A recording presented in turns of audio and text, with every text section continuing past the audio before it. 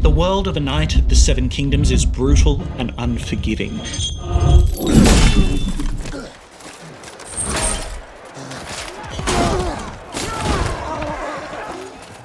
Where men give their lives for sport. Get up, sir! Get up!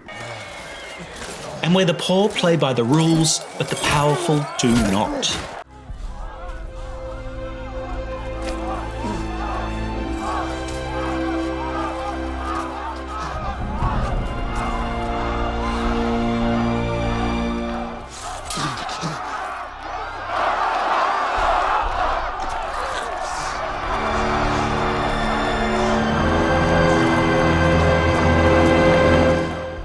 It's a clash of honour versus power, and power usually wins. So here's my question. Is the honest knight, Dunk, our guide to surviving in a world without honour? Because the heart of this show, it isn't the jousting, or the high speeches, or the sickening crack of that blow landing. It's in a bawdy song.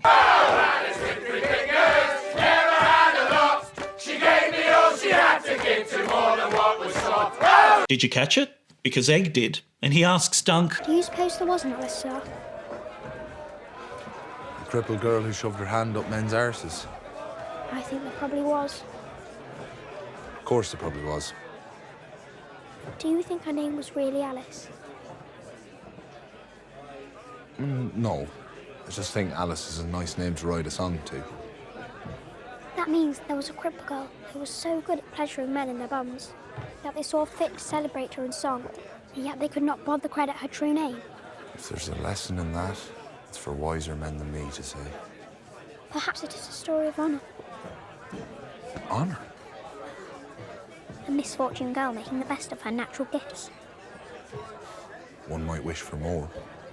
But is this not the act of a dogged spirit, giving more than what is asked?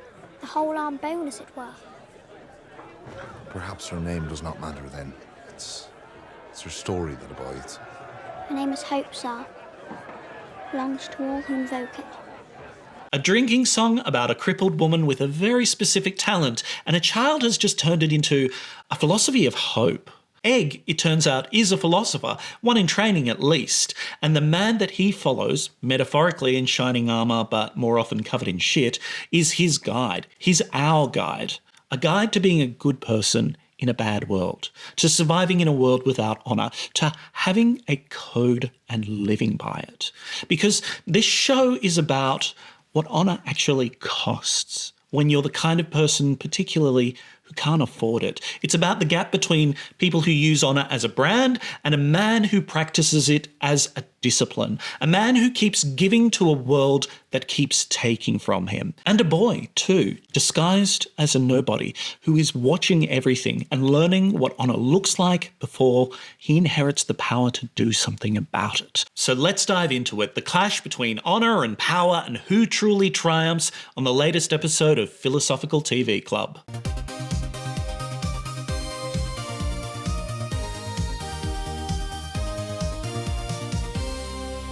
Now, if you haven't caught A Knight of the Seven Kingdoms yet, close this video and watch it. It is 6 episodes and it is wonderful. And then come back and we'll talk. Because I'll be discussing the whole season, including the twist in episode 5.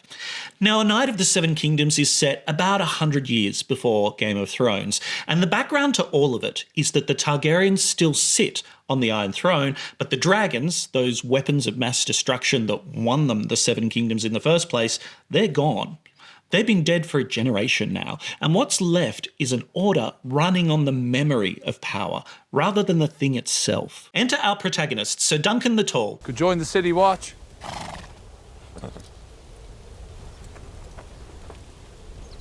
Stop raping, sir. Fits my grip as well as it ever fit his. Dunk, to his friends, a hedge knight, which is basically the medieval equivalent of a freelancer with a sword and no clients. He's enormous, he's brave, and he might not even be a real knight.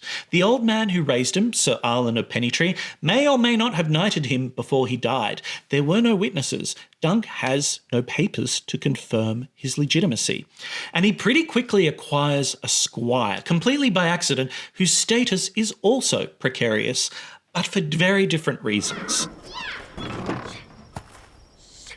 Oi! My lord, You thief! I did not mean to offend you. Take that armour off you, now. And be glad Thunder didn't kick you in that fool head of yours. He's a war horse, not a boy's pony. I could ride him as well as you. Egg is a bald, opinionated boy and secretly Aegon Targaryen, a prince of the royal blood hiding in plain sight. I'm a knight, I'll have you know. You don't look to be a knight. What, all knights look the same, do they? No, but they don't look like you either. Your belt's made of rope. Together, they're heading to a tournament at Ashford Meadow. And what happens there will test everything Dunk believes about what it means to be a knight and whether just believing he is one is enough. And Dunk, pure sweet Dunk, he stumbles right into the middle of it. If you've read the novellas, which I had there a joy, you'll know this is kind of his signature move. It's a man of honour trying to make his way as best he can in a world of power. So let's look at that. Honour versus power. And in particular, I want to look at three things. First, the world that this show builds and what it feels like to be at the bottom of that world for a change. Then the trap it sets for its hero, how honour is both the aspiration and the instrument of his suffering. And finally, what a 20th century philosopher can tell us about why Dunk keeps pushing his boulder up that hill anyway. But let's start with the world.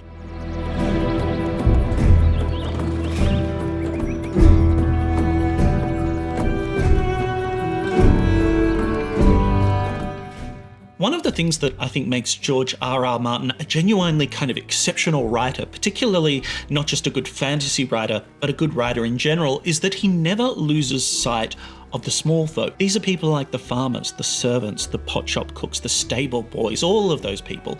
In most fantasy, these people are just furniture or NPCs. They exist to serve the ale and then to get out of the way so the lords can scheme. But Martin doesn't do that. Some of his best characters come from the bottom of the heap, and the ones who don't, the ones born into power, are often at their most interesting when they're wise enough to look down and actually see the people holding them up. In the Dunk and Egg novellas, there's a line that I think tells you everything about whose story this is. Dunk thinks to himself, "Kings rise and fall, and cows and small folk go about their business." I love that because it's not just cynicism. It's a view from below. The wars and the dynasties and the Game of Thrones, they matter enormously to the people playing the game. But to the people living underneath it, they're just weather. Something that happens to you. You keep your head down, you do your work, and you hope that the storm passes before it flattens your roof. Dunk is from that world. He's an orphan from Flea Bottom, the worst slum in King's Landing. He sold rats and cats and pigeons to a pot shop for brown, which is a kind of stew you don't want to think too hard about what the ingredients are, particularly if you sold the shop some of them. The cook there said that his father was some kind of thief. Did you ever know your father, Egg? No, not really. Most like I saw mine hanged. Everything Dunk has came from one man, Sir Arlen of Pennytree, a hedge knight who found him or took him in or maybe just simply didn't chase him away. Arlen is dead before our story begins. He left Dunk a few horses, a suit of armour that doesn't quite fit, and maybe a knighthood. Arlen may or may not have knighted Dunk before he died. There are no witnesses, there's no record, and the show makes this ambiguity deliberate. It's not so much a mystery to be solved, so much as like a condition to be lived with, Dunk's condition. And when Dunk arrives at the tournament in Ashford Meadow, he arrives with nothing that the world recognises. His armour, it's old and battered. He has rope for a belt and only an oak tree to sleep under. When he tries to enter the lists, he's told politely and then not so politely that nobody knows who he is and nobody can vouch for him. Now, if you've watched Game of Thrones or House of the Dragon, you're kind of used to seeing Westeros from inside the great houses. You know, the throne room, the small council, the scheming. Power is a chess game between families with names you need a family tree to keep track of, all that stuff. But this show does something completely different. It shows you what all of that looks like from the outside. The tournament at Ashford isn't a game of dynasty, it's a machine. It sorts people. It sorts them by name and by wealth and by birth. It decides who matters and who doesn't. And it does it in public with ceremony so that the sorting looks natural and inevitable rather than what it actually is, which is a system designed to keep the top people on top. The show even signals this in its form. There's no grand opening title sequence, no animated map of Westeros with little mechanical castles popping up and all of that, and no sweeping theme. It's just a minimal title card. Even when the show tries to be a little grand and give us those stirring strings like the start of a Star Wars movie, Dunk blunders through that too.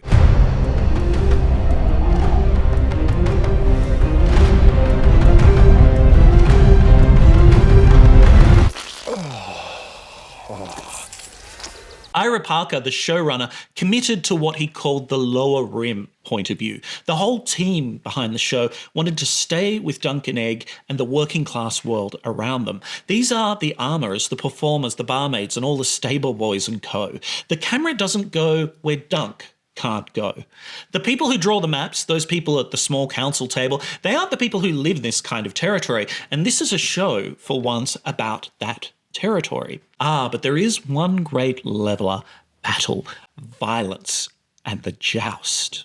This world runs on violence, not as a failure of this whole system, but as the system. This violence is the infrastructure of the system. It's how the territory is held, how disputes are settled, how status is earned and maintained. And the tournament exists to structure that violence, to give it rules, to make it a spectacle, to dress it up in colours and ceremonies so it looks like sport, rather than what it really is, which is a society rehearsing for war and sorting its hierarchy in the process.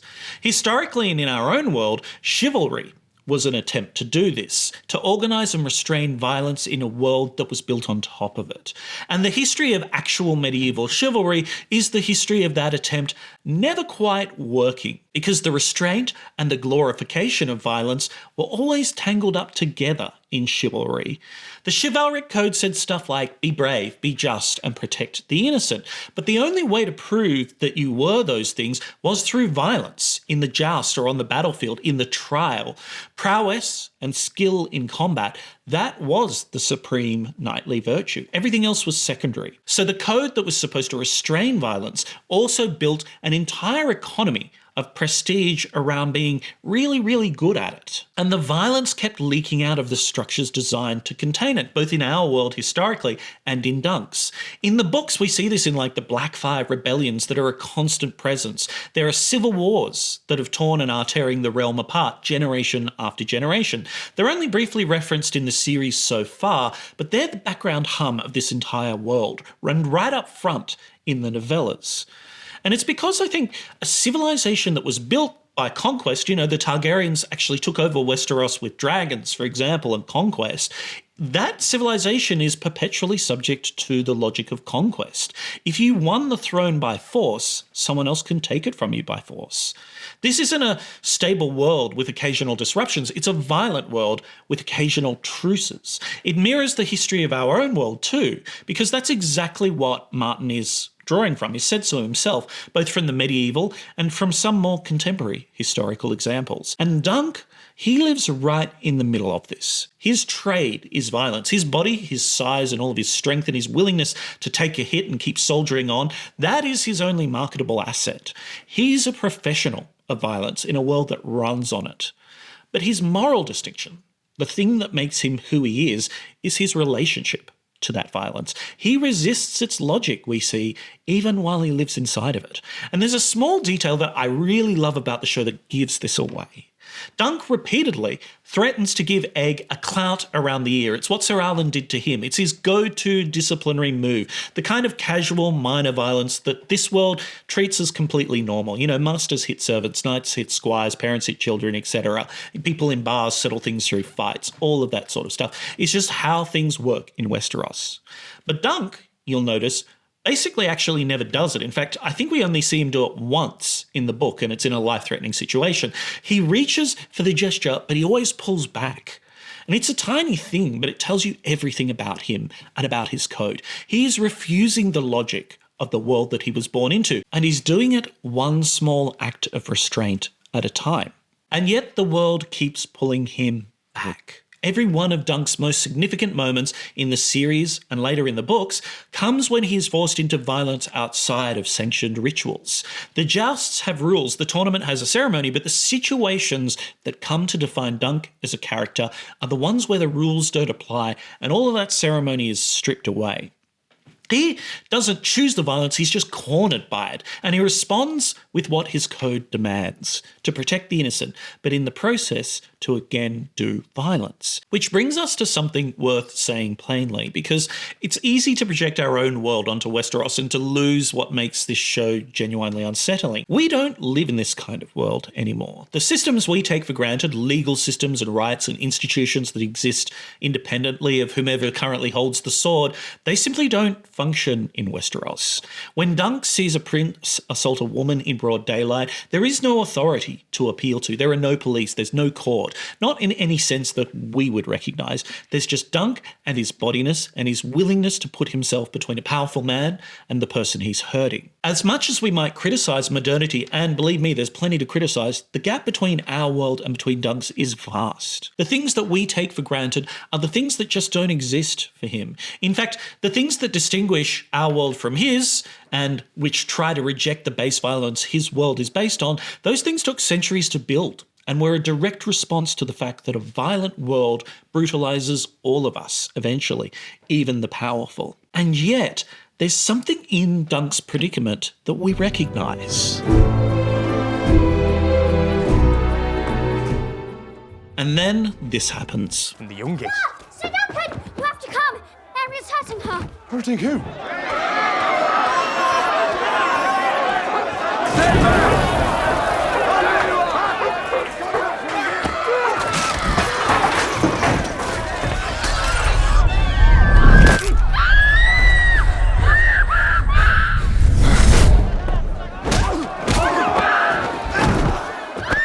Prince Aerion Targaryen attacks a puppeteer, Tansel Too Tall, because he doesn't like how her show portrays a dragon knight, and that's it. That's the offence. A woman with a puppet show has displeased a prince, and a prince in Westeros can do what he likes to a woman with a puppet show. And Dunk hits him. He knows what he's doing. He knows what it will cost, at least on some intuitive level.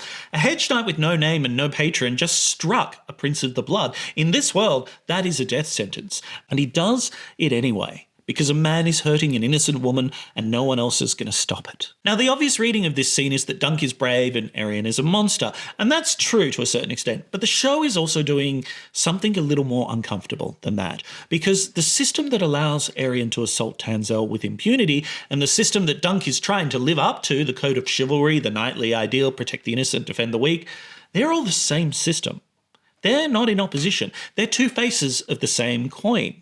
Chivalry was always both a moral aspiration and a class instrument. It did two things at once, and it did them brilliantly. On the one hand, it articulated genuine ideals, things like courage and justice and protection of the defenceless. But on the other hand, it sorted those ideals into a hierarchy. It decided who got to claim to belong to them and own them. Knighthood wasn't just open to everybody. And it was a title, a credential, a social position, and like all credentials, it was controlled by the people who already had power. The tournament in the show makes this machinery visible. It's not just a place where knights prove themselves. It's also a system for converting power into prestige. You arrive with your name, your banner, your house, your expensive armor, your war horses, all the material advantages of your birth, and then you leave with glory and with honor and with the public recognition that you are a worthy knight. The tournament launders the advantages of class into the language of personal virtue. It makes privilege look like merit, and as Dunk knows, it's pretty hard to beat the best horses and the best armour and a weapon of Valyrian steel. Plus, the powerful can afford to be honourable. They can be generous, they can forgive debts and show mercy and protect the weak because the system already protects them. Their honour kind of costs them nothing. It's a display or a performance, or it's branding even, as we'd say today. But Dunk can't afford any of that. When he protects Tansel, he's not performing honour for an audience. He's making a choice that will almost certainly destroy him. His honour costs him everything, because he has nothing else. And this is a pattern that Martin returns to throughout the novellas. In the later stories, without spoiling too much, we meet a mysterious knight who performs the generosity of knighthood effortlessly. He returns the armour and the horses to the men he's defeated. He forgives the ransoms. He acts with a grace that seems almost supernatural, as if the cost of honour simply doesn't register for him. And eventually, we learn why. He can afford to be generous because of who he really is. The contrast with Dunk, who can barely afford to feed his horses, is the whole point. There is a world of difference between honour that costs you nothing and honour that costs you everything. So when a nobody from Flea Bottom acts more knightly than a Targaryen prince, when the man with the least protection in the room is the one who steps forward to protect somebody else, the system is exposed. Not just Aerion, but the whole legitimacy of chivalry and knighthood. Because if the code actually worked, if knighthood could actually produce the behaviour that it claims to value, then Aerion would be the protector and Dunk would be irrelevant. The fact that it's the other way around tells you that something's rotten here, something the system would rather you didn't notice. And Aerion doesn't seek to punish Dunk because Dunk broke a rule. He punishes him because Dunk's existence is an indictment of him and of that system he benefits from. A lowborn man living the ideal more faithfully than the highborn men who own it, that's not just embarrassing. In a world built on the idea that birth determines worth, it's downright dangerous. It reminds me pretty clearly of a famous thought experiment from Plato called the Ring of Gyges. In it, a shepherd finds a ring that makes him invisible. And the question Plato asks is, if nobody could see your actions, would you still be just? If you could get away with anything, if there were no consequences, no witnesses, and no reputation at stake, would you still do the right thing? It's one of the oldest questions in philosophy. The whole Republic, Plato's most famous work, is essentially an attempt to answer it.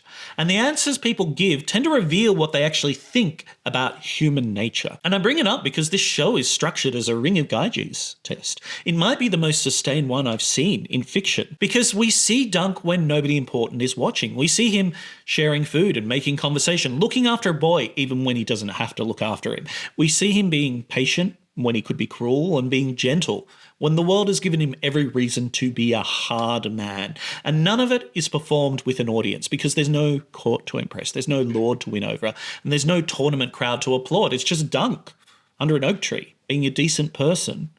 Now, Aristotle said that virtue isn't a quality you possess, it's a habit that you build. You become just by doing just things again and again until it's not a choice anymore, but just a habit, a disposition. And that's Dunk. His honour is a daily discipline, not a noble identity or a brand. We know him by his actions. And now compare that to the other nobles at Ashford. Most of the Targaryens we meet perform honour publicly while practising power and hypocrisy privately. The tournament is a collective exercise in this. It's a spectacle of virtue that everybody participates in and nobody fully believes. Aerion is the extreme case, sure, but he's not the exception.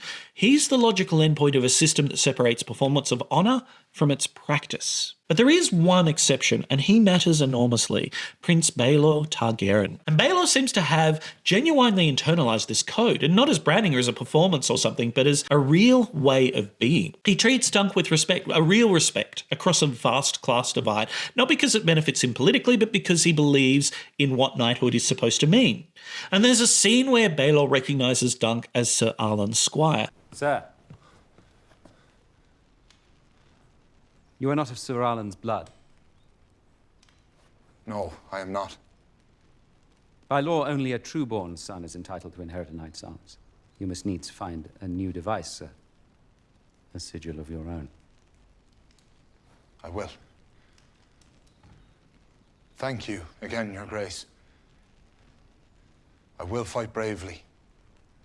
You'll see.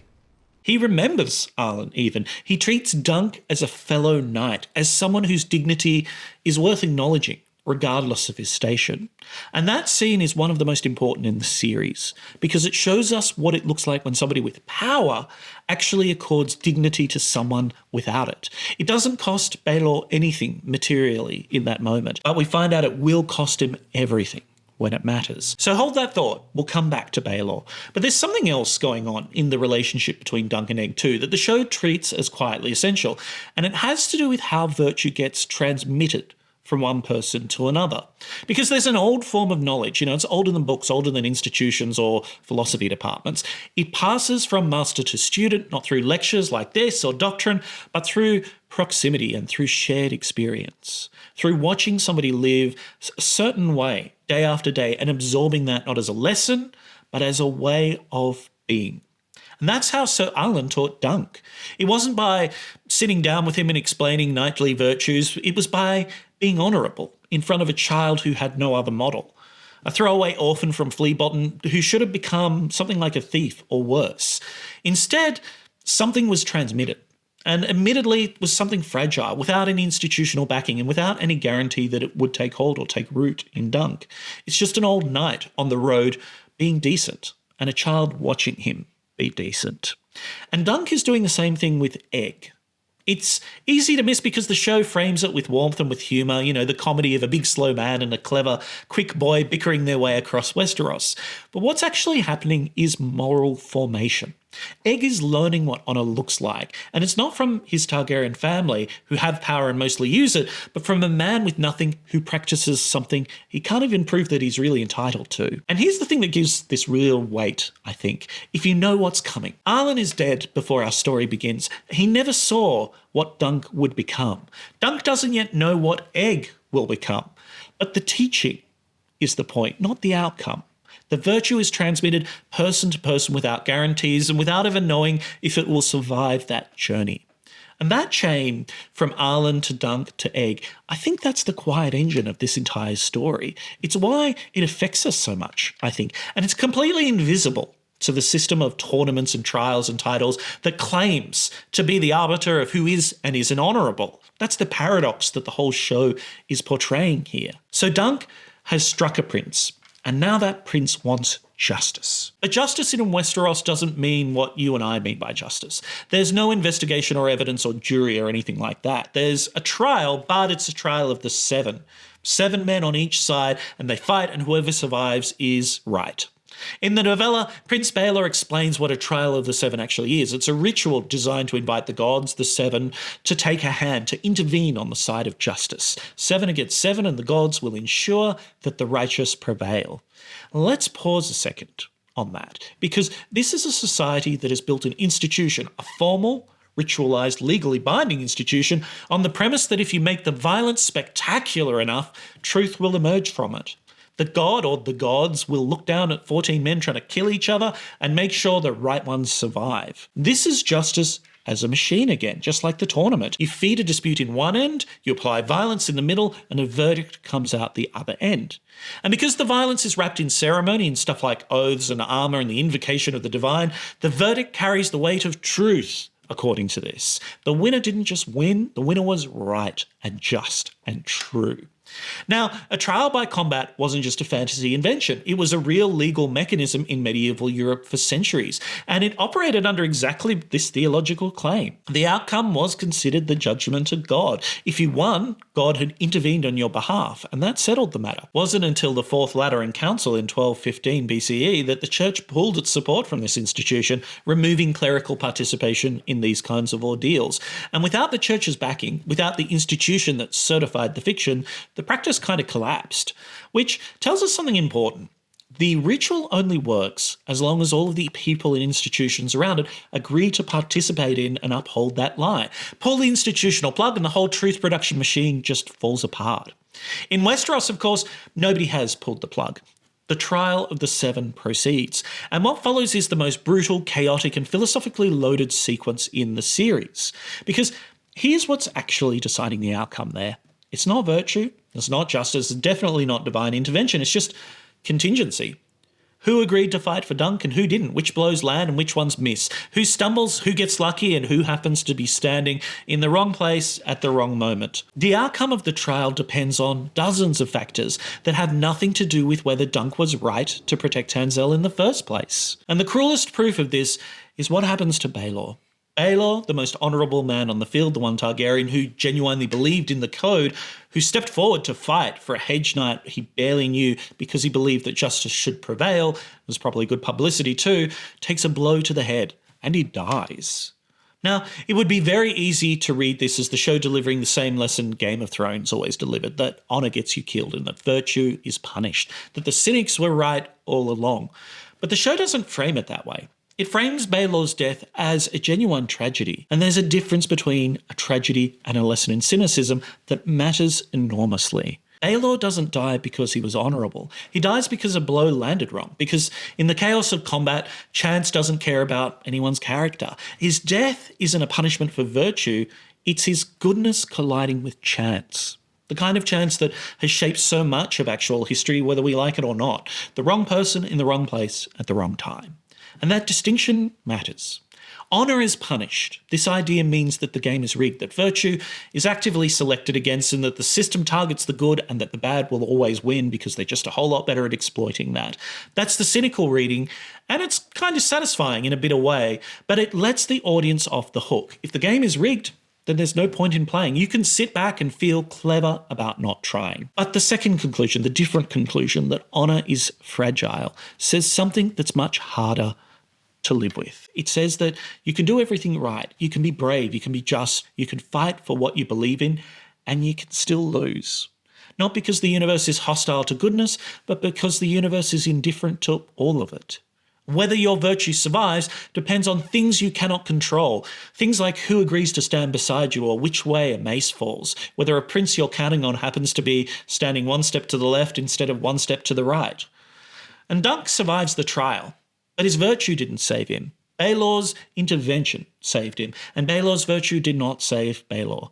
So the trial was supposed to be a circuit breaker, a way to stop the endless cycle of violence and revenge. Wrong answered with wrong, by channeling it into a final ritual. Let the gods decide and accept their verdict and break the chain. But there are no gods, not in this world. The winner just wins, and the cycle continues with a fresh coat of legitimacy.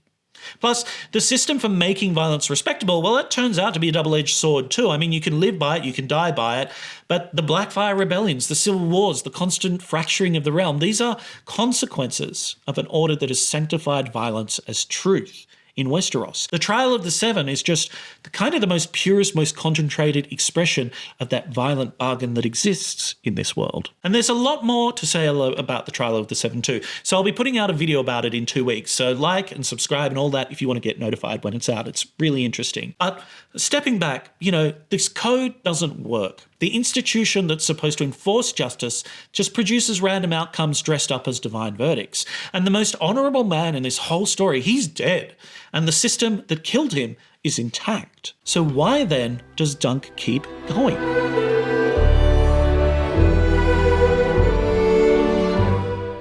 If you've spent any time in the Game of Thrones universe, then I think you've been trained a little. I have too. Trained to expect the worst. Ned Stark, for example, was the most honourable man in Westeros, and he lost his head for it.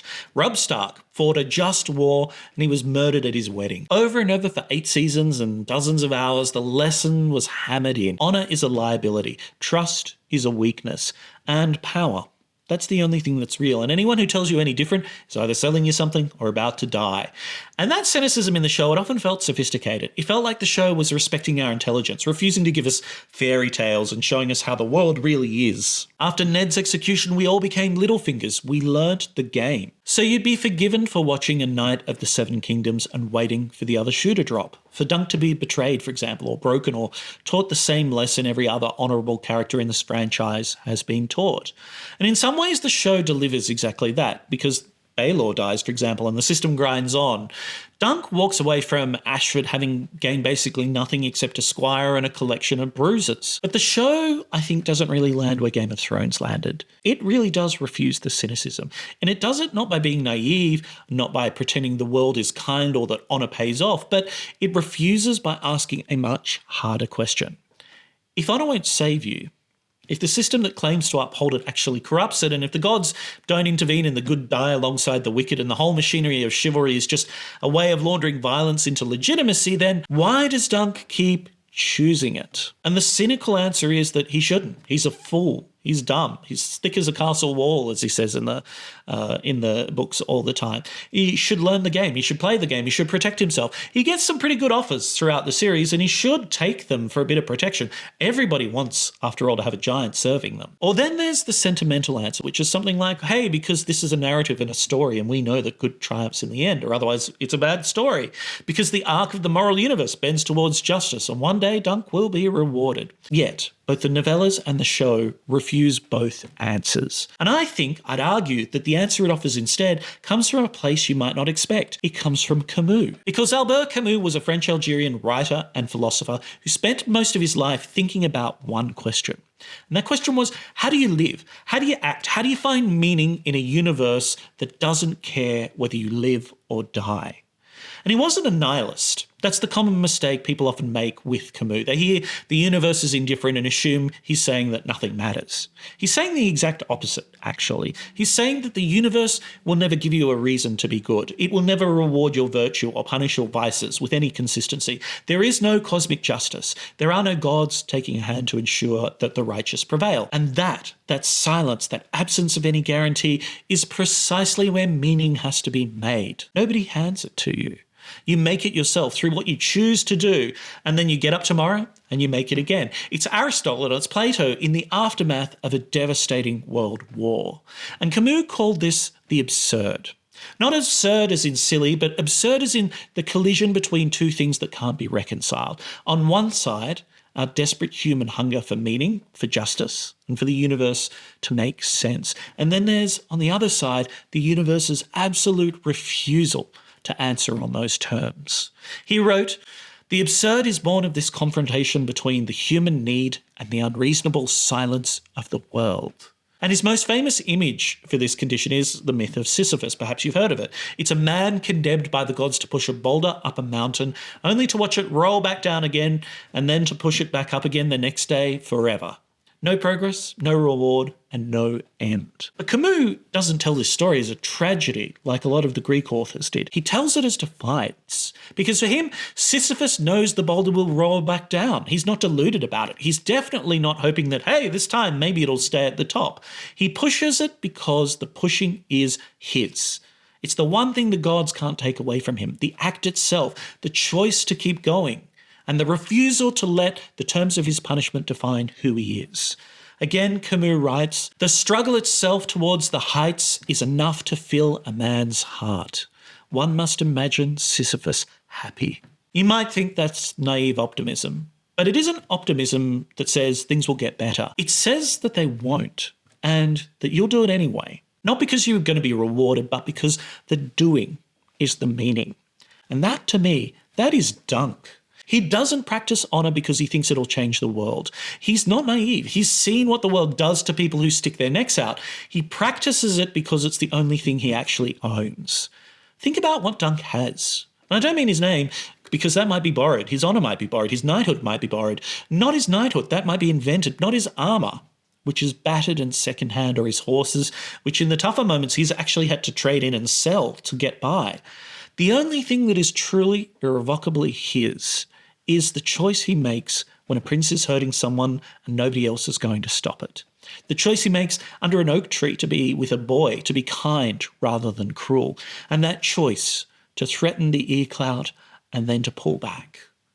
In a world built on extraction, theirs as well as ours, where power takes and violence takes and the tournament takes your entry fee and your dignity and your life, if you're unlucky, honour is the only non-extractive thing that Dunk can do. Everything else in that world is a transaction. Honour is the one thing he gives freely, knowing it may never be paid back.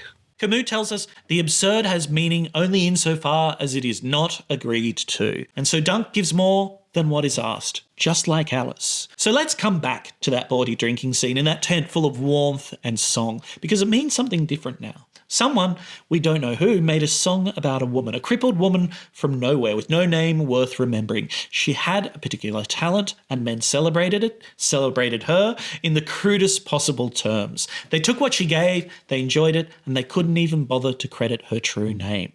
And yet the song survived. Not her, the song. Someone chose to make something, a piece of art, however bawdy and ridiculous, out of a life the world considered disposable. And that act of creation outlasted everything. The woman is gone, her name is gone, but the story abides. Camus argues that creating something in full knowledge of its impermanence, making a song or telling a story or building a life of meaning, knowing that none of it will last, that the boulder always rolls back down, is the highest form of defiance against the absurd. It's Sisyphus with a lute. You make the thing not because it will endure, but because the making is yours. And then Egg does something remarkable. He takes this dirty song, this throwaway bit of campfire entertainment, and he reads it differently. He finds honour in it, a misfortuned girl making the best of her natural gifts as the act of a dogged spirit. Alice, always giving more than what is asked. He doesn't discover this meaning buried in the lyrics, he makes it. He reinterprets a bawdy joke into a philosophy of hope. And that act of interpretation, that choice to find dignity where the world sees none, is itself a form of creation. A child in a tent refusing the easy reading and instead insisting that there is something more. Her name is Hope, sir, belongs to all who invoke it. And this is where the heart of the series belongs, not on the absurd, because the absurd is a diagnosis, it's not a destination, but on something that Camus' contemporary, the philosopher Simone de Beauvoir, understood with Camus. That dignity is not something you possess in isolation. It exists in the act of recognising it in others. Think about what Baylor did when he acknowledged Dunk as a fellow knight. He didn't just give Dunk a compliment, he looked across a vast divide of class and birth and power and he said, I see you. Your dignity is real. You are worthy of recognition. That act, that choice to accord dignity to another person when the whole system is set up to deny it, is as much an act of honour as anything that happens in the trial of the Seven. And Dunk does the same thing in his own rougher way every single day. He treats the people around him, the small folk, the shit kickers, as people whose dignity matters. And it's not because he's been told to, but because Arlen showed him how. And it stuck. Because he knows we're all shit kickers. Yes, this is a world where a stable boy could be a prince. And the lesson of that isn't that you might expect it. It isn't be careful because the powerless might secretly be powerful and you'll regret mistreating them. That's just self-interest, pretending to be virtue. The lesson is simpler and harder. Treat every stable boy as if he were a prince. Not because he might be, but because he deserves it regardless. Even at the height of chivalry and romanticism in our history, even in the stories that celebrate knighthood most fervently, honour always felt like it belonged to a past age. The literature that glorifies the knightly ideal is almost always looking backward, mourning something that may never have existed in quite that way it's remembered in the first place. It's always some kind of golden age, slightly unreal, and it's always fading. And perhaps that's part of the joy we get from this show too, the pleasure of watching someone live up to an ideal that we suspect was always more beautiful in the telling than in the practice.